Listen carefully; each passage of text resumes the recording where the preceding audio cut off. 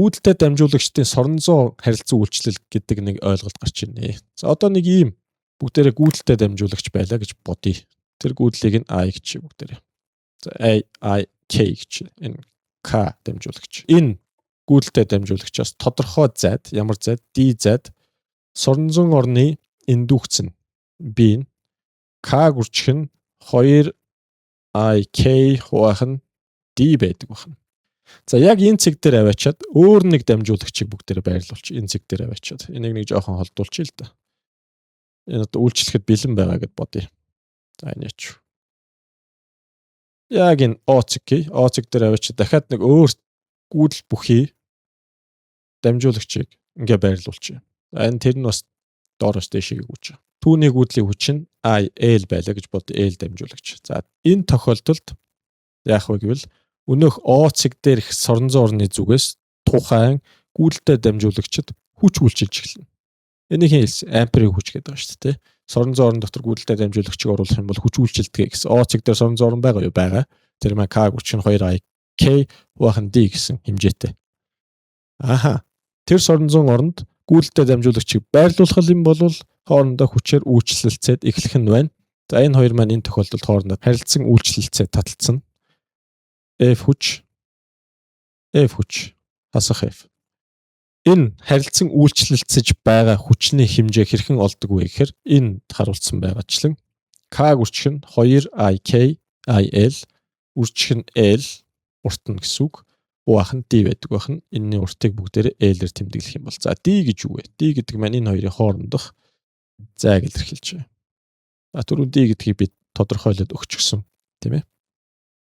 Энэ O цэг эндээс энэ хүртэлх зайл гэсэн үг. За тэгвэл ингэж болдог байх нэ. Эдгээр хүчнүүд маань тоон утгаараа тэнцүү боловч чиглэлээр эсрэг байна. За гүйдэл нэг зүг чиглэсэн байвал дамжуулагч таталцсан, эсрэг байвал түлхэлцсэн гэж байна.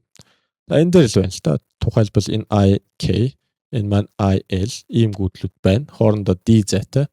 L урттай энэ дамжуулагчид үйлчлэх хүч нь саяны бичсэн тэгшлэглэр илэрхийлэгдэнэ. Харин гүйдлүүд маань нэг чиглэлтэй байх юм бол таталцах нь байна. Ийм эсвэл ийм байх юм бол энэ тохиолдлуудад таталцнаа. За түүнийг хаанаас харж болох вэ гэхээр энэ жишээн дээрээс харж болно. Тухайлбал энд I1 дээшээ гүйж байна, энэ маань I2 дээшээ гүйж байна. Энэ тохиолдолд дамжуулагчдыг яг ийм системд оруулаад гүйдэлгүүлэх юм бол хоорондоо таталцаад голоороо илүү нэгэндээ таталцаад зүлхийхгүйгээр яг эсрэг тал руу явах нь. Гүйдэл эсрэг чиглэлтэй байх юм бол хоорондоо түлхэлцдэг. Тухайлбал энэ нийшэгээ эсвэл ийм байх юм бол яах вэ гэвэл түлхэлцэнэ. Ингээд ийм байх юм бол. Энэ тохиолдолд түлхэлцнэ. За хаана зурсан шиг, энд зурсан шиг. За энийг харъя бүгдээрээ. Энэ доошогоо гүйж байна, энэ гүйдэл дээшээгээ байна. За энэ дээр харуулсан байгаачлан энэ системд. Энэ доошогоо гүйдэлтэй, энэ маань дээшээгээ гүйдэлтэй байхад ингээд түлхэлцээд цүлхийх нь байна гол хэсгээрээ. Энэ бол хонхоож исэн тийм ээ. Хонхоож исэн. За ийм учиртай байдаг байх нь шүү манайхаа. За энд нэг юм чухал ойлголтын тухай бүгдээрээ ярилцъя. Хөдөлж буй цахилгаан цэнийг соронзон орон дамжуулагчийг нэг соронзон орнуудыг цаашаага байдалтайгаар зурч ийм соронзон орон дотор нэг ийм дамжуулагчийг орууллаа. Энэ дамжуулагчийг тодорхой V хурдтай татахад юу болдог вэ гэж хэлсэн байна. Соронзон орны зүгээс хүч үйлчилж дамжуулагч нэг үзүр эерэг нөгөө нь цөрөг цэнэгтэй болж туйлширна гэсэн. За энд юу болоод байгааг бүгдээрээ ярилцъя. Соронзон орон цаашаага чиглэлтэй. Дөрвөн хурууга цааш нь болгоё. За энэ эрхийн хурууны чиглэл тухайн дамжуулагч хурдны чиглэлийг зааж байгаа гэж бодчих. За бүгдээрээ яг ингэж бариад үзээрэй. Одоо энэ алганаас дээшээгээ Лоренцийн хүч маань чиглэнэ. Лоренцийн хүч маань юунд үйлчлэх? Цэнэгт үйлчлэнэ. Тэгэхээр энэ Лоренцийн хүч маань эерэг цэнэгт үйлчилж байгаа хүч. Дээшээгээ байгаа учраас дээд тал дээр нь эерэг цэнэгүүд, доод тал дээр нь сөрөг цэнэгүүд маань яг уу цугларах нэ гэж ойлгож болно. За ингээд туйлшрал бий болдог. Ингээд туйлширчаар дээрээс доошоо чиглэсэн. Арай өрөнгөрөө. Чиглэсэн цахилгаан орон энэ дотор үүсэж болно. За бүр үргэлжлүүлээд бүгдээрээ ингээд бодоод үзье. Энд нэг юм дамжуулагчийг аваачаад бүгдээрээ зооч. Ингээд дамжуулагчийг аваачаад зооч. Эсрэг үзэлтэй. Тэгэхээр өнөөх гүйдэл маань хаанаас хаашаа гүйдэг вүлээ? Гүйдэл маань эргээс гараад сөрөг дээр төгсдөг.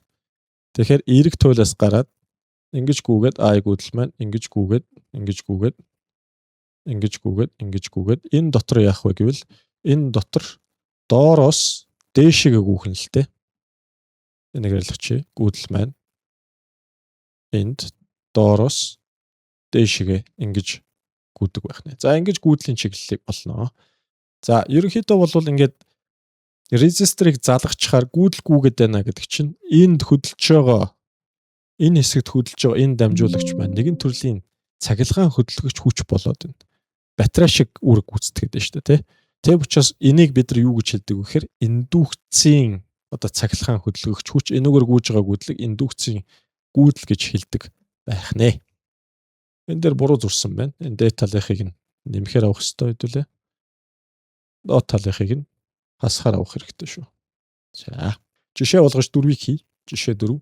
V тэнцүү 3-ыг өрчин 10-5 зэрэг метр секунд гिचээ хурдтай электрон 5 Тесла индукстэй соронзон оронд 30 градус үүсгэн орсон бол электрон соронзон орны зүгээс ямар хүч үйлчлэх вэ? Бөөмд үйлчлэх хүч Лоренцийн хүч. QVB синус QVB синус альфа байна. За энэ дээрээс олъё. Лоренцийн хүч тэнцүү. Q маань 1 электрон юм уу те? Тэрний цэнийг 1.6-г үржих нь 10-ийн хасах 19 зэрэг. V маань 3-ыг үржих нь 10-ийн 15 зэрэг.